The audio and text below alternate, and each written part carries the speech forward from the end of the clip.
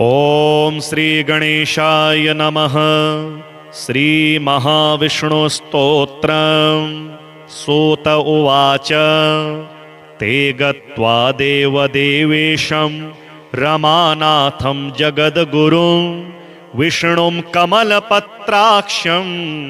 दद्रशुः प्रभयान्वितं स्तोत्रेण तुष्टुवुर्भक्त्या गदगदस्वरसत्कृताः देवा ऊचुः जय विष्णो रमेशाद्य महापुरुष पूर्वज दैत्यारे कामजनक सर्वकाम फलप्रद महावराह गोविंद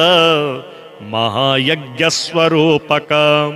महाविष्णो ध्रुवेशाद्य जगदुत्पत्तिकारण मत्स्यावतारे वेदानाम् धाराधार रूपक सत्यव्रतधराधीश मत्स्य रूपाय ते नमः। जयाकूपार दैत्यारे सुरकार्य समर्पक अमृताप्तिकरेशान कूर्म रूपाय ते नमः। जयादिदैत्यनाशार्थ मादिशूकर रूपधृक मह्युद्धार कृतोद्योग कोलरूपाय ते नमः। नारसिंहं वपुः कृत्वा महादैत्यं ददारयः करजैर्वरदृप्ताङ्गं तस्मै नृहरये नमः। वामनं रूपमास्थाय त्रैलोक्यैश्वर्यमोहितं बलिं सञ्चलयामास तस्मै वामनरूपिणे दुष्टशत्रविनाशाय सहस्रकरशत्रवे रेणुकागर्भजाताय जामदग्न्याय ते नमः। दुष्टराक्षसपौलस्त्य शिरश्छेदपटीयसे श्रीमद्दाशरथे तुभ्यं नमोऽनन्तक्रमाय च कंसदुर्योधनाद्यैश्च दैत्यैः पृथिवीशलाञ्छनैः भाराक्रान्तां महीयोषा उज्जुहार महाविभुः धर्मं संस्थापयामास पापं कृत्वा सुदूरतः तस्मै कृष्णाय देवाय नमोस्तु बहुधा विभो दुष्टयज्ञविघाताय पशुहिंसानिवृत्तये बौद्धरूपं दधौ योऽसौ तस्मै देवाय ते नमः। म्लेच्छप्रायेऽखिले लोके दुष्टराजन्यपीडिते कल्किरूपं समादध्यौ देवदेवाय ते नमः। दशावतारास्ते देव भक्तानां रक्षणाय वै दुष्टदैत्यविघाताय तस्मात् त्वं सर्वदुःखहृत् जय भक्तार्तिनाशाय धृतं नारीजलात्मसु रूपं येन त्वया देव कोऽन्त्यस्त्वत्तोदयानिधिः इत्येवं देवदेवेशं स्तुत्वा श्रीपीतवाससं प्रणेमुर्भक्तिसहिताः साष्टाङ्गं विबुधर्षभाः तेषां स्तवं समाकर्ण्य देवः स्त्रीपुरुषोत्तमः उवाच विबुधान् सर्वान् हर्षयच्छी गदाधरः। श्रीभगवानुवाच प्रसन्नोऽस्मि स्तवेनाहं देवास्तापं विमुञ्चथ भवतां नाशयिष्यामि दुःखं परमदुःसहं वृणध्वं च वरं मत्तो देवः परमदुर्लभं ददामि परमप्रीतः स्तवस्यास्य प्रसादतः य एतत् पठते स्तोत्रं कल्य उत्थाय मानवः। मयि भक्तिं परां कृत्वा न तं शोकः स्पर्शेत् कदा अलक्ष्मीः कालकर्णी च नाक्रामे तद्गृहं सुराः नोपसर्गान् वेतालान् ग्रहा ब्रह्मराक्षसाः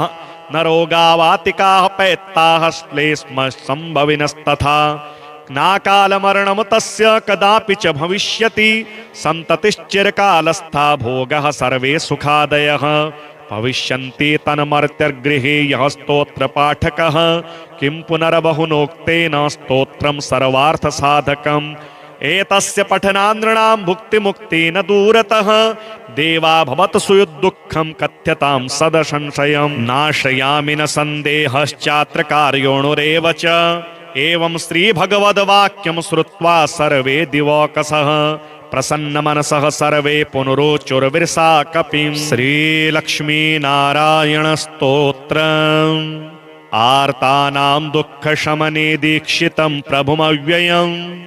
अशेष जगदाधारं लक्ष्मीनारायणं भजे अपार करुणाम्भोधिम् आपदबान्धवमच्युतम् अशेष दुःख शान्त्यर्थं लक्ष्मीनारायणं भजे भक्तानां वत्सलं भक्तिगम्यं सर्वगुणाकरम् अशेष दुःख शान्त्यर्थं लक्ष्मीनारायणं भजे सुहृदं सर्वभूतानां सर्वलक्षणसंयुतम् अशेष दुःख शान्त्यर्थं लक्ष्मीनारायणं भजे चिदचित सर्वजन्तूनाम् आधारं वरदं परम् अशेष दुःख शान्त्यर्थं लक्ष्मीनारायणं भजे शङ्खचक्रधरं देवं लोकनाथं दयानिधिम् अशेष दुःख शान्त्यर्थं लक्ष्मीनारायणं भजे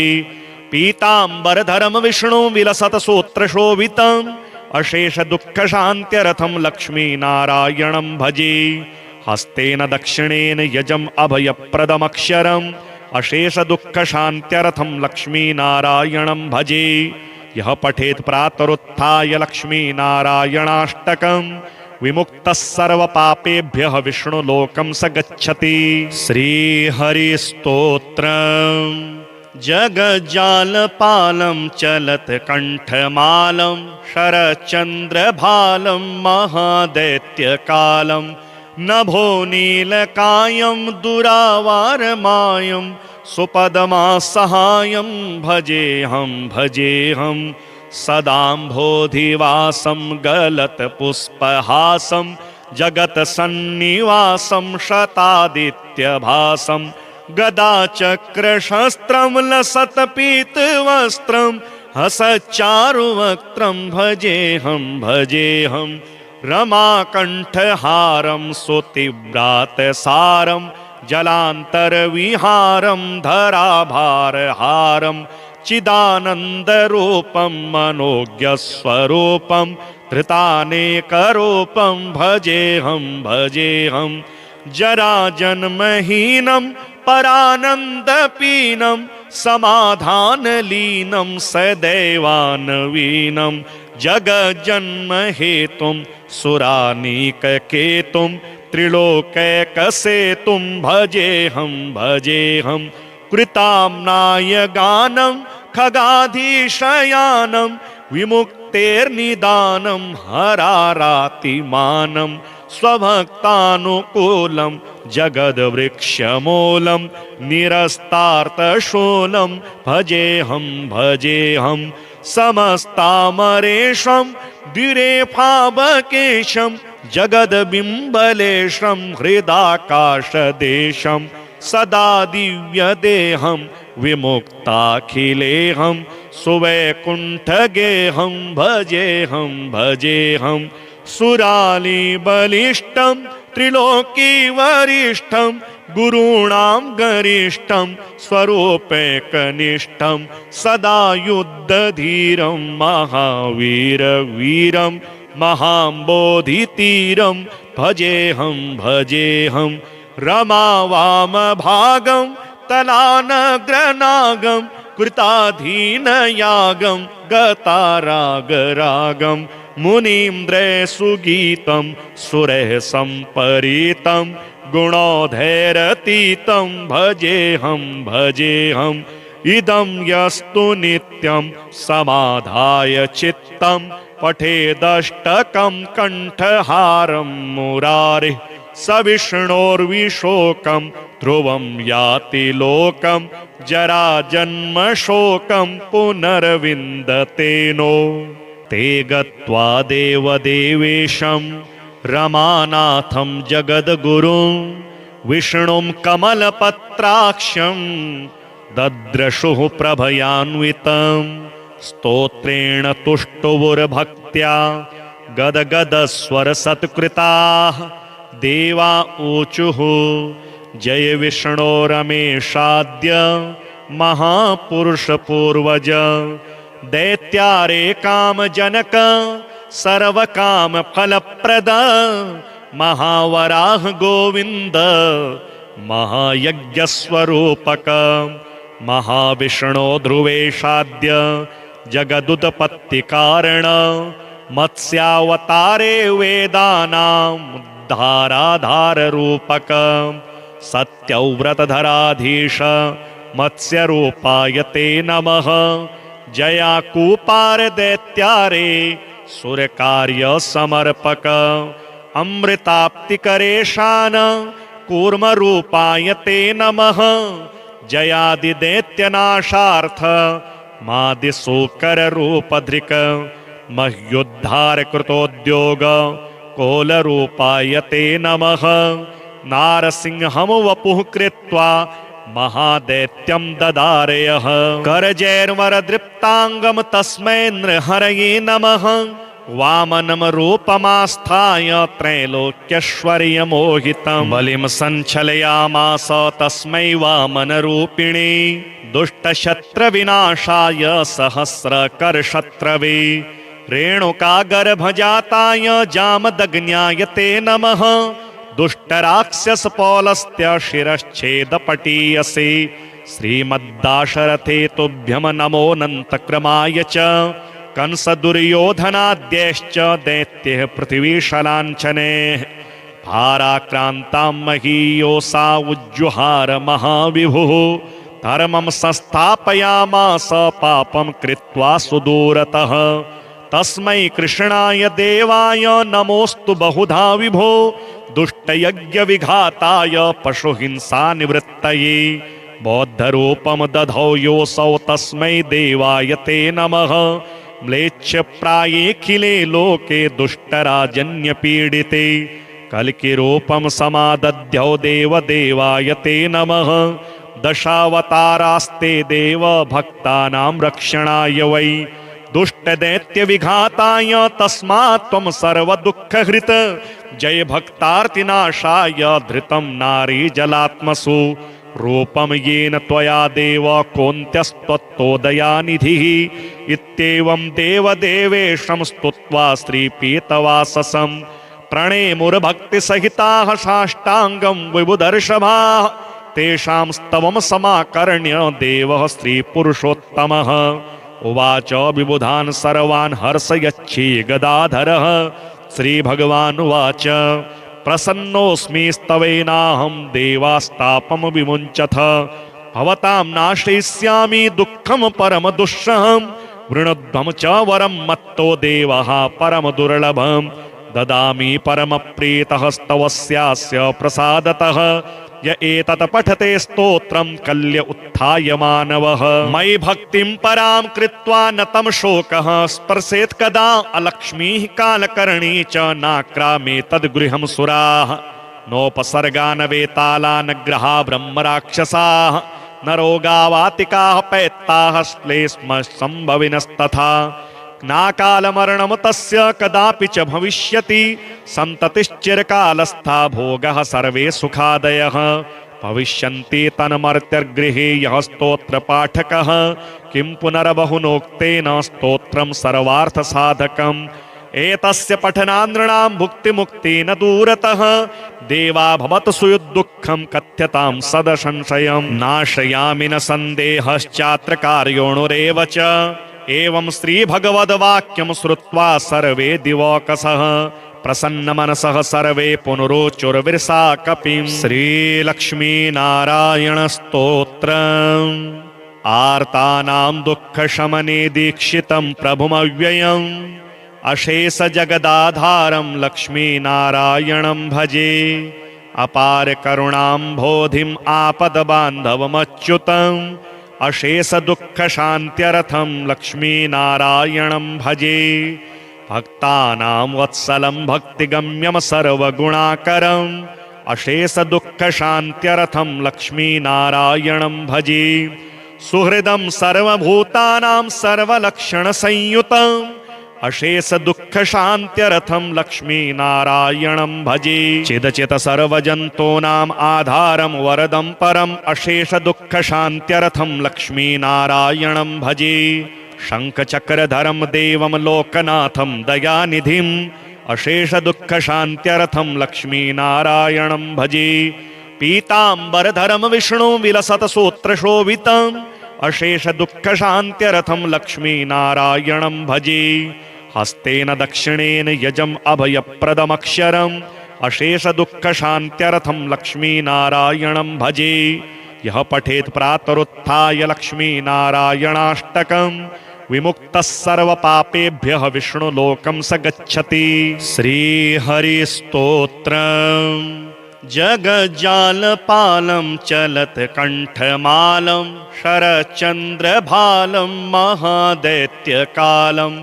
नभो नीलकायं दुरावारमायं सुपदमासहायं भजेऽहं सदाम्भोधिवासं गलत्पुष्पहासं जगत्सन्निवासं शतादित्यभासं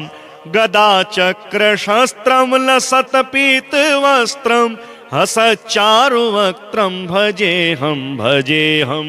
रमाकण्ठहारं सुतीव्रातसारं जलान्तरविहारं धराभारहारं चिदानन्दरूपं मनोज्ञस्वरूपं धृतानेकरूपं भजेऽहं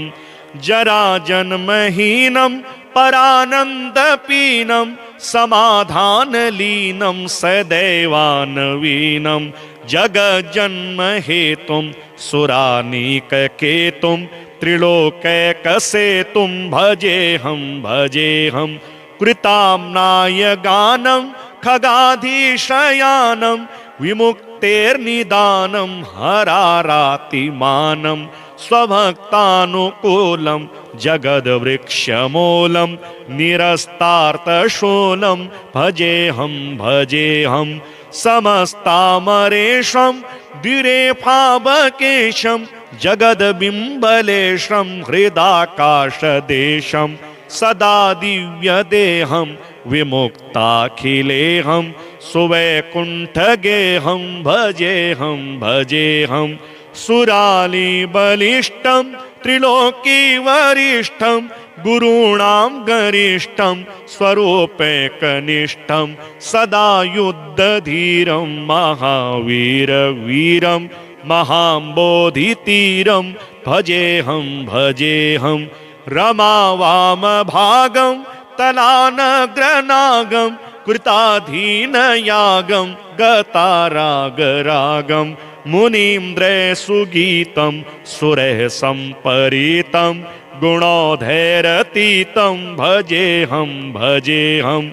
इदं यस्तु नित्यं समाधाय चित्तं पठेदष्टकं कण्ठहारं मुरारिः स विष्णोर्विशोकं ध्रुवं याति लोकं जराजन्मशोकं पुनर्विन्दते नो। ते गत्वा देवदेवेशं रमानाथं जगद्गुरुं विष्णुं कमलपत्राक्षं दद्रशुः प्रभयान्वितं स्तोत्रेण तुष्टुवुर्भक्त्या गदगदस्वरसत्कृताः देवा ऊचुः जय विष्णो रमेशाद्य महापुरुषपूर्वज दैत्यारे कामजनक सर्वकामफलप्रद महावराह गोविन्द महायज्ञस्वरूपक महाविष्णो ध्रुवेशाद्य जगदुत्पत्तिकारण मत्स्यावतारे वेदानाम् धाराधाररूपक सत्यव्रतधराधीश मत्स्यरूपाय ते नमः जयाकूपार दैत्यारे सुरकार्य समर्पक अमृताप्तिकरेशान कूर्मरूपाय ते नमः जयादिदैत्यनाशार्थ मादिशूकररूपधृक मह्युद्धार कृतोद्योग कोलरूपाय ते नमः नारसिंहं वपुः कृत्वा महादैत्यं ददारयः करजैर्वरदृप्ताङ्गं तस्मै नृहरये नमः वामनं रूपमास्थाय त्रैलोक्यैश्वर्यमोहितं बलिं सञ्चलयामास तस्मै वामनरूपिणे दुष्टशत्रविनाशाय सहस्रकरशत्रवे रेणुकागर्भजाताय जामदग्न्याय ते नमः दुष्टराक्षसपौलस्त्य शिरश्छेदपटीयसे श्रीमद्दाशरथे तुभ्यं नमोऽनन्तक्रमाय च कंसदुर्योधनाद्यैश्च दैत्यैः पृथिवीशलाञ्छने भाराक्रान्तां महीयोषा उज्जुहार महाविभुः धर्मं संस्थापयामास पापं कृत्वा सुदूरतः तस्मै कृष्णाय देवाय नमोस्तु बहुधा विभो दुष्टयज्ञविघाताय पशुहिंसानिवृत्तये बौद्धरूपं दधौ योऽसौ तस्मै देवाय ते नमः म्लेच्छप्रायेऽखिले लोके दुष्टराजन्यपीडिते कल्किरूपं समादध्यौ देवदेवाय ते नमः दशावतारास्ते देव भक्तानां रक्षणाय वै दुष्टदैत्यविघाताय तस्मात् त्वं सर्वदुःखहृत् जय भक्तार्तिनाशाय धृतं नारीजलात्मसु रूपं येन त्वया देव कोऽन्त्यस्त्वत्तोदयानिधिः इत्येवं देवदेवेशं स्तुत्वा श्रीपीतवाससं प्रणेमुर्भक्तिसहिताः साष्टाङ्गं विबुधर्षभाः तेषां स्तवं समाकर्ण्य देवः श्रीपुरुषोत्तमः उवाच विबुधान् सर्वान् हर्षयच्छी गदाधरः श्रीभगवानुवाच प्रसन्नोऽस्मि स्तवेनाहं देवास्तापं विमुञ्चथ भवतां नाशयिष्यामि दुःखं परमदुःसहं वृणध्वं च वरं मत्तो देवः परमदुर्लभं ददामि परमप्रीतः स्तवस्यास्य प्रसादतः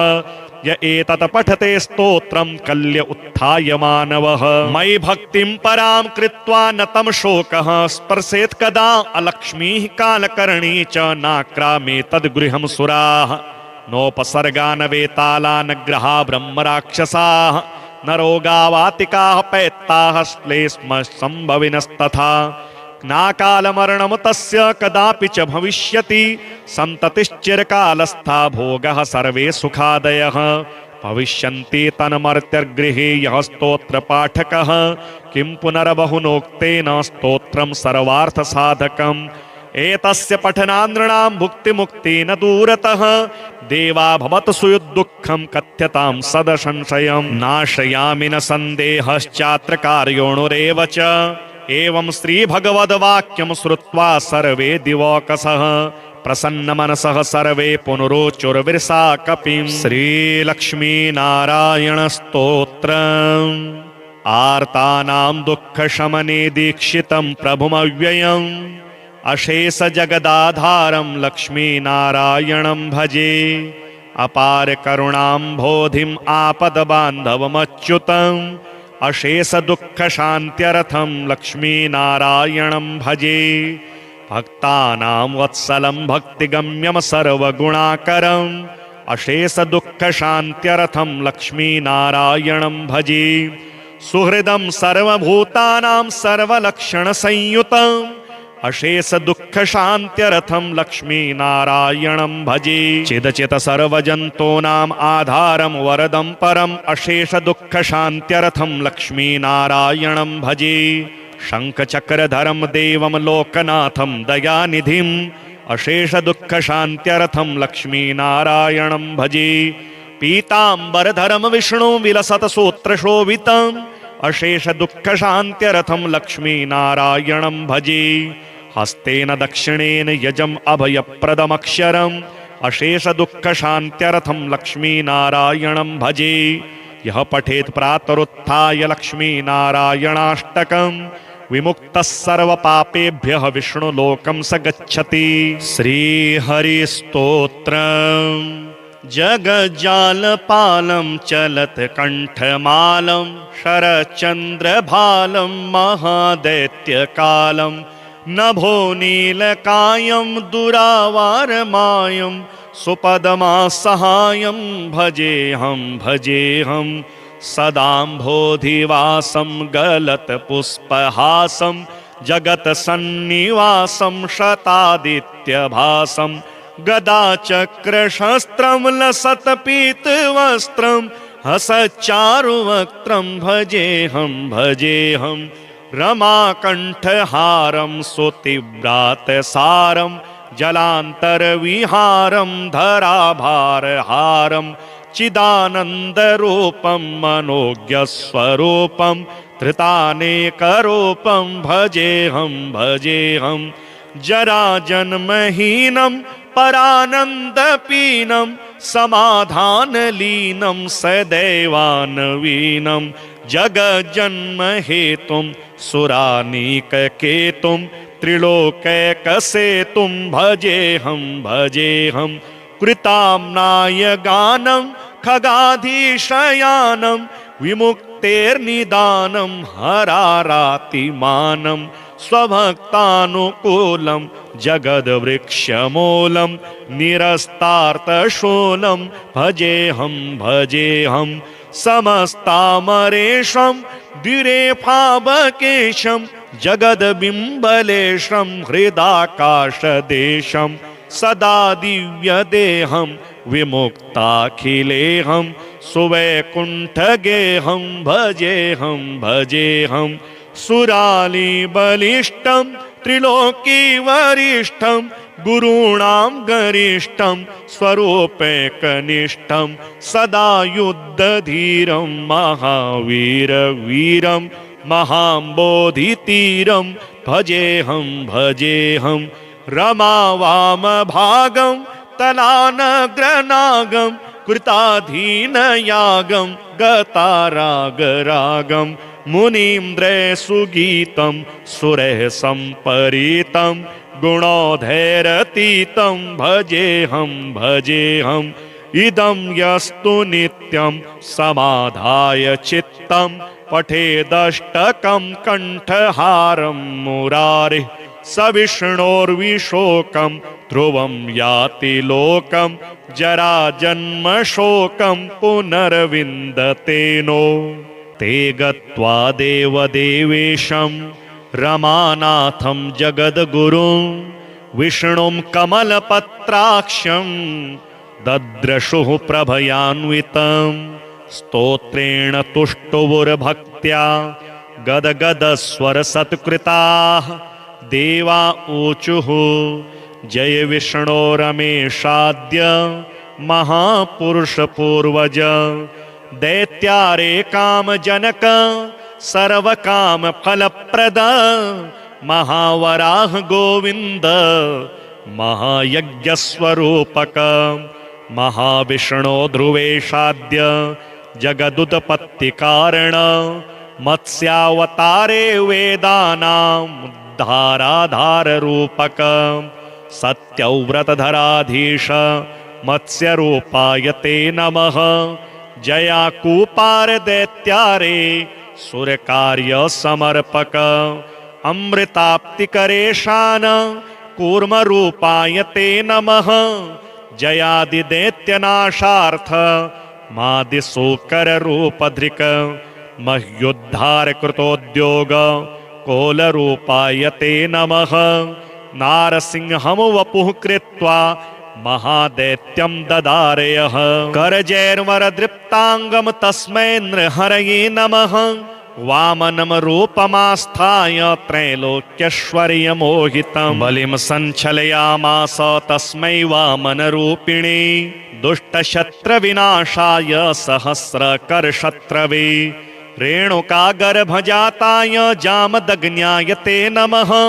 दुष्टराक्षसपौलस्त्य शिरश्छेदपटीयसे श्रीमद्दाशरथे तुभ्यं नमोऽनन्तक्रमाय च कंसदुर्योधनाद्यैश्च दैत्यः पृथिवीशलाञ्छनैः भाराक्रान्तां महीयोषा उज्जुहार महाविभुः धर्मं संस्थापयामास पापं कृत्वा सुदूरतः तस्मै कृष्णाय देवाय नमोस्तु बहुधा विभो दुष्टयज्ञविघाताय पशुहिंसानिवृत्तये बौद्धरूपं दधौ योऽसौ तस्मै देवाय ते नमः म्लेच्छप्रायेऽखिले लोके दुष्टराजन्यपीडिते कल्किरूपं समादध्यौ देवदेवाय ते नमः दशावतारास्ते देव भक्तानां रक्षणाय वै दुष्टदैत्यविघाताय तस्मात् त्वं सर्वदुःखहृत् जय भक्तार्तिनाशाय धृतं नारी जलात्मसु रूपम येन त्वया देव कोऽन्त्यस्त्वत्तोदयानिधिः इत्येवं देवदेवेशं स्तुत्वा श्रीपीतवाससं प्रणेमुर्भक्तिसहिताः साष्टाङ्गं विबुधर्षभाः तेषां स्तवं समाकर्ण्य देवः श्रीपुरुषोत्तमः उवाच विबुधान् सर्वान् हर्षयच्छी गदाधरः श्रीभगवानुवाच प्रसन्नोऽस्मि स्तवेनाहं देवास्तापं विमुञ्चथ भवतां नाशयिष्यामि दुःखं परमदुःसहं वृणध्वं च वरं मत्तो देवः परमदुर्लभं ददामि परमप्रीतः स्तवस्यास्य प्रसादतः य एतत् पठते स्तोत्रं कल्य उत्थाय मानवः मयि भक्तिं परां कृत्वा न तं शोकः स्पर्शेत् कदा अलक्ष्मीः कालकर्णी च नाक्रामे तद्गृहं सुराः नोपसर्गा न वेताला न ग्रहा ब्रह्मराक्षसाः न रोगावातिकाः पैत्ताः श्लेष्म सम्भविनस्तथा नाकालमरणं तस्य कदापि च भविष्यति सन्ततिश्चिरकालस्था भोगः सर्वे सुखादयः भविष्यन्ति तन्मर्त्यगृहे यः स्तोत्रपाठकः किं पुनर्बहुनोक्तेन स्तोत्रं सर्वार्थसाधकम् एतस्य पठनानृणां भुक्तिमुक्तेन दूरतः देवा भवत सुयुद्दुःखं कथ्यतां सदसंशयं नाशयामि न सन्देहश्चात्र कार्योणुरेव च एवं श्रीभगवद्वाक्यं श्रुत्वा सर्वे दिवौकसः प्रसन्नमनसः सर्वे पुनरोचुर्विरसा कपिं श्रीलक्ष्मीनारायणस्तोत्रम् आर्तानां दुःखशमने दीक्षितं प्रभुमव्ययम् अशेष जगदाधारं लक्ष्मीनारायणं भजे अपार करुणाम्भोधिम् आपदबान्धवमच्युतम् अशेष दुःख शान्त्यर्थं लक्ष्मीनारायणं भजे भक्तानां वत्सलं भक्तिगम्यं सर्वगुणाकरम् अशेष दुःख शान्त्यर्थं लक्ष्मीनारायणं भजे सुहृदं सर्वभूतानां सर्वलक्षणसंयुतम् अशेष दुःख शान्त्यर्थं लक्ष्मीनारायणं भजे चिदचित सर्वजन्तूनाम् आधारं वरदं परम् अशेष दुःख शान्त्यर्थं लक्ष्मीनारायणं भजे शङ्खचक्रधरं देवं लोकनाथं दयानिधिम् अशेष दुःख शान्त्यर्थं लक्ष्मीनारायणं भजे पीताम्बरधरं विष्णु विलसत सूत्रशोभितम् अशेष दुःख शान्त्यर्थं लक्ष्मीनारायणं भजे हस्तेन दक्षिणेन यजम् अभयप्रदमक्षरम्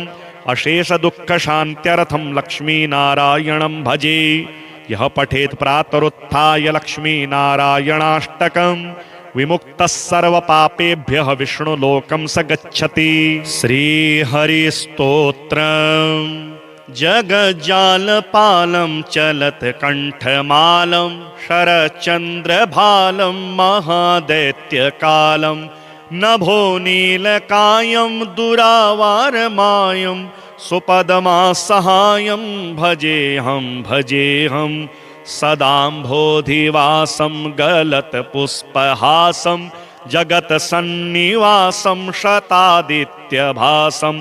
गदाचक्रशस्त्रं लसत्पीतवस्त्रं हसच्चारुवक्त्रं भजेऽहं रमाकण्ठहारं सुतीव्रातसारं जलान्तरविहारं धराभारहारं चिदानन्दरूपं मनोज्ञस्वरूपं धृतानेकरूपं भजेऽहं जराजन्महीनं परानन्दपीनं समाधानलीनं सदैवानवीनं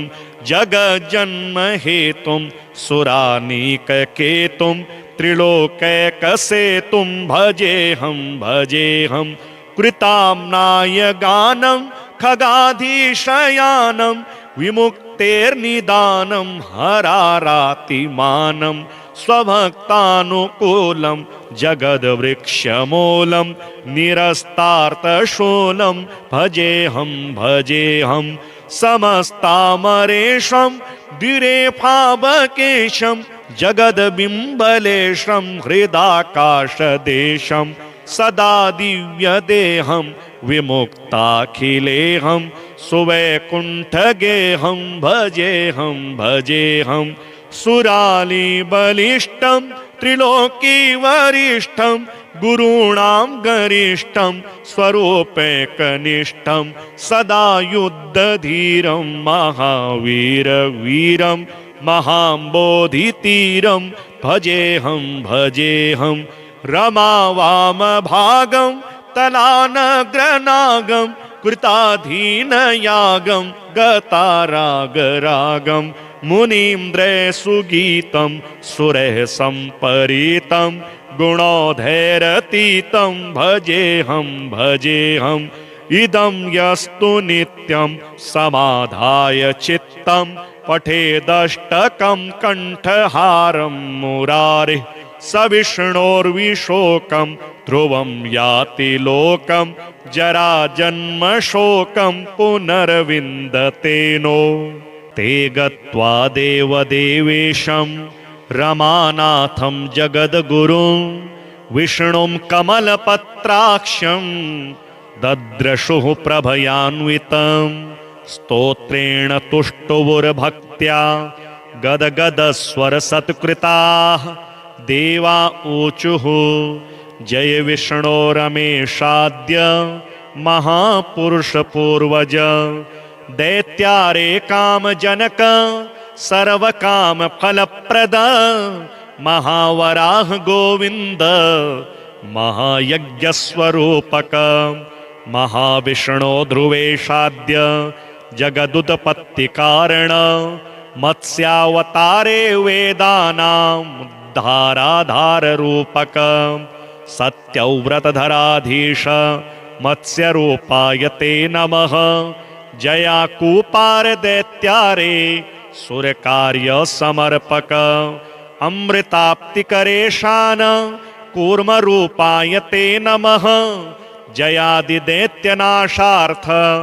मादिशूकररूपधृक मह्युद्धार कृतोद्योग कोलरूपाय ते नमः नारसिंहं वपुः कृत्वा महादैत्यं ददारयः करजैर्वरदृप्ताङ्गं तस्मै नृहरये नमः वामनं रूपमास्थाय त्रैलोक्यैश्वर्यमोहितं बलिं सञ्चलयामास तस्मै वामनरूपिणे दुष्टशत्रविनाशाय सहस्रकरशत्रवे रेणुकागर्भजाताय जामदग्न्याय ते नमः दुष्टराक्षसपौलस्त्य शिरश्छेदपटीयसे श्रीमद्दाशरथे तुभ्यं नमोऽनन्तक्रमाय च कंसदुर्योधनाद्यैश्च दैत्यैः पृथिवीशलाञ्छनैः भाराक्रान्तां महीयोषा उज्जुहार महाविभुः धर्मं संस्थापयामास पापं कृत्वा सुदूरतः तस्मै कृष्णाय देवाय नमोस्तु बहुधा विभो दुष्टयज्ञविघाताय पशुहिंसानिवृत्तये बौद्धरूपं दधौ योऽसौ तस्मै देवाय ते नमः म्लेच्छप्रायेऽखिले लोके दुष्टराजन्यपीडिते कल्किरूपं समादध्यौ देवदेवाय ते नमः दशावतारास्ते देव भक्तानां रक्षणाय वै दुष्टदैत्यविघाताय तस्मात् त्वं सर्वदुःखहृत् जय भक्तार्तिनाशाय धृतं नारीजलात्मसु रूपं येन त्वया देव कोऽन्त्यस्त्वत्तोदयानिधिः इत्येवं देवदेवेशं स्तुत्वा श्रीपीतवाससं प्रणेमुर्भक्तिसहिताः साष्टाङ्गं विबुधर्षभाः तेषां स्तवं समाकर्ण्य देवः श्रीपुरुषोत्तमः उवाच विबुधान् सर्वान् हर्षयच्छी गदाधरः श्रीभगवानुवाच प्रसन्नोऽस्मि स्तवेनाहं देवास्तापं विमुञ्चथ भवतां नाशयिष्यामि दुःखं परमदुःसहं वृणध्वं च वरं मत्तो देवः परमदुर्लभं ददामि परमप्रीतः स्तवस्यास्य प्रसादतः य एतत् पठते स्तोत्रं कल्य उत्थाय मानवः मयि भक्तिं परां कृत्वा न तं शोकः स्पर्शेत् कदा अलक्ष्मीः कालकर्णी च नाक्रामे तद्गृहं सुराः नोपसर्गान् वेतालान् ग्रहा ब्रह्मराक्षसाः न रोगावातिकाः पैत्ताः श्लेष्मसम्भविनस्तथा नाकालमरणं तस्य कदापि च भविष्यति सन्ततिश्चिरकालस्था भोगः सर्वे सुखादयः भविष्यन्ति तन्मर्त्यगृहे यः स्तोत्रपाठकः किं पुनर्बहुनोक्तेन स्तोत्रं सर्वार्थसाधकम् एतस्य पठनानृणां भुक्तिमुक्तेन दूरतः देवा भवत सुयुद्दुःखं कथ्यतां सदसंशयं नाशयामि न सन्देहश्चात्र कार्योणुरेव च एवं श्रीभगवद्वाक्यं श्रुत्वा सर्वे दिवौकसः प्रसन्नमनसः सर्वे पुनरोचुर्विरसा कपिं श्रीलक्ष्मीनारायणस्तोत्रम् आर्तानां दुःखशमने दीक्षितं प्रभुमव्ययम् अशेष जगदाधारं लक्ष्मीनारायणं भजे अपार करुणाम्भोधिम् आपदबान्धवमच्युतम् अशेष दुःख शान्त्यर्थं लक्ष्मीनारायणं भजे भक्तानां वत्सलं भक्तिगम्यं सर्वगुणाकरम् अशेष दुःख शान्त्यर्थं लक्ष्मीनारायणं भजे सुहृदं सर्वभूतानां सर्वलक्षणसंयुतम् अशेष दुःख शान्त्यर्थं लक्ष्मीनारायणं भजे चिदचित सर्वजन्तूनाम् आधारं वरदं परम् अशेष दुःख शान्त्यर्थं लक्ष्मीनारायणं भजे शङ्खचक्रधरं देवं लोकनाथं दयानिधिम् अशेष दुःख शान्त्यर्थं लक्ष्मीनारायणं भजे पीताम्बरधरं विष्णु विलसत सूत्रशोभितम् अशेष दुःख शान्त्यर्थं लक्ष्मीनारायणं भजे हस्तेन दक्षिणेन यजम् अभयप्रदमक्षरम् अशेष दुःख शान्त्यर्थं लक्ष्मीनारायणं भजे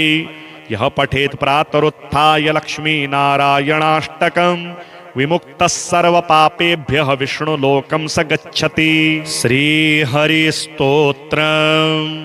जगज्जालपालं चलत्कण्ठमालं शरच्चन्द्रभालं महादैत्यकालं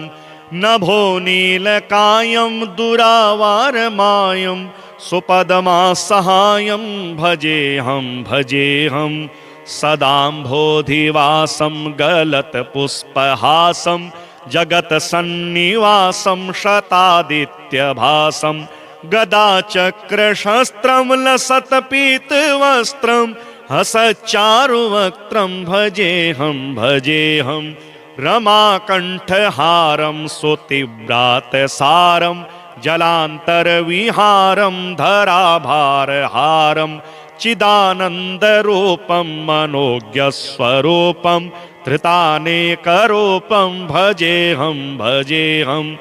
जराजन्महीनं परानन्दपीनं समाधानलीनं सदैवानवीनं जगज्जन्महेतुं सुरानीककेतुं त्रिलोकैकसेतुं भजेऽहं कृताम्नाय गानं खगाधीशयानं विमुक्तेर्निदानं हरारातिमानं स्वभक्तानुकूलं जगद्वृक्षमूलं निरस्तार्तशूलं भजेऽहं समस्तामरेशं द्विरेफाबकेशं जगद्बिम्बलेशं हृदाकाशदेशं सदा दिव्यदेहं विमुक्ताखिलेहं सुवैकुण्ठगेहं भजेऽहं सुरालीबलिष्ठं त्रिलोकीवरिष्ठं गुरूणां गरिष्ठं स्वरूपैकनिष्ठं सदा युद्धधीरं महावीरवीरं महाम्बोधितीरं भजेऽहं रमावामभागं तलानग्रनागं कृताधीनयागं गतारागरागं मुनीन्द्रसुगीतं सुरः सम्परीतं गुणोधैरतीतं भजेऽहं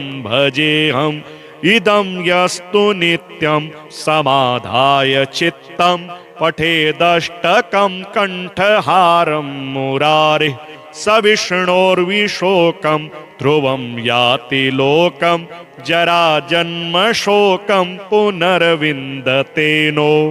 ते गत्वा देवदेवेशं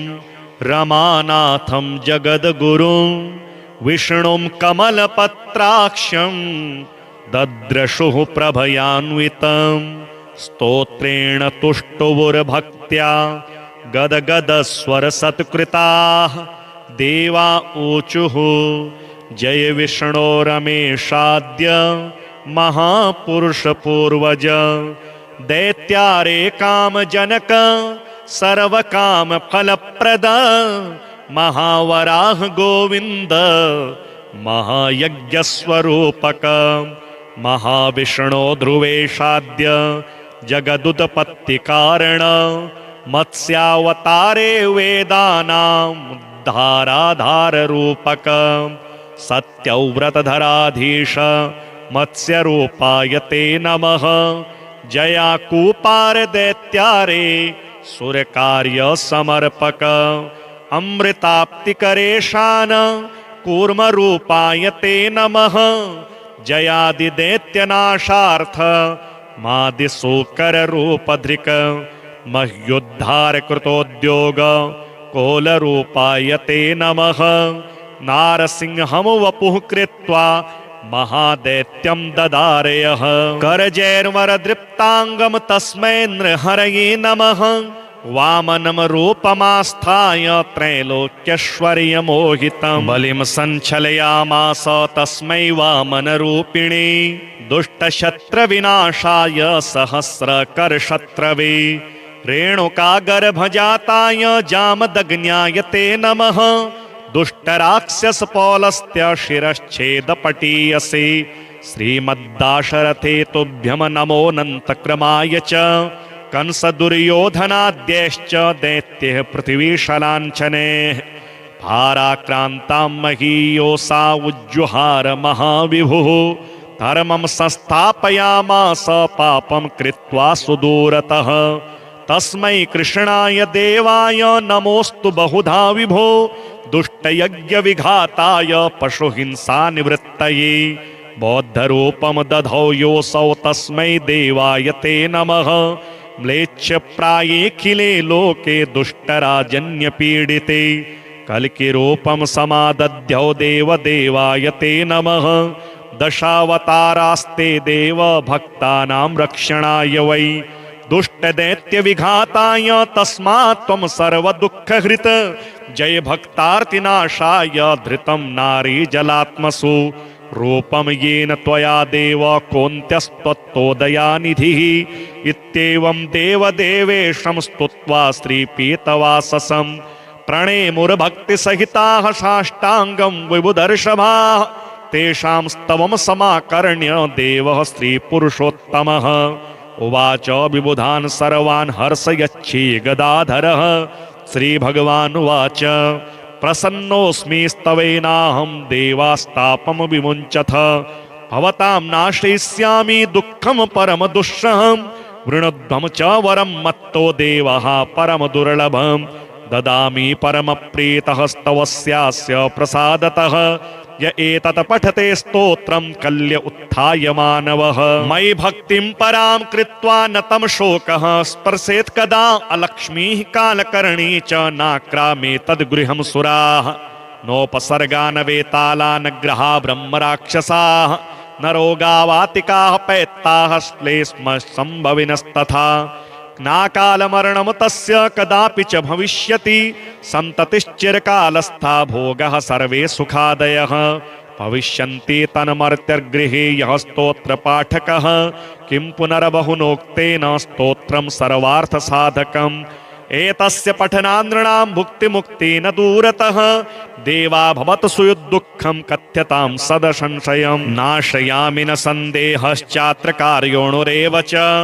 एवं श्रीभगवद्वाक्यं श्रुत्वा सर्वे दिवौकसः प्रसन्नमनसः सर्वे पुनरोचुर्विरसा कपिं श्रीलक्ष्मीनारायणस्तोत्रम्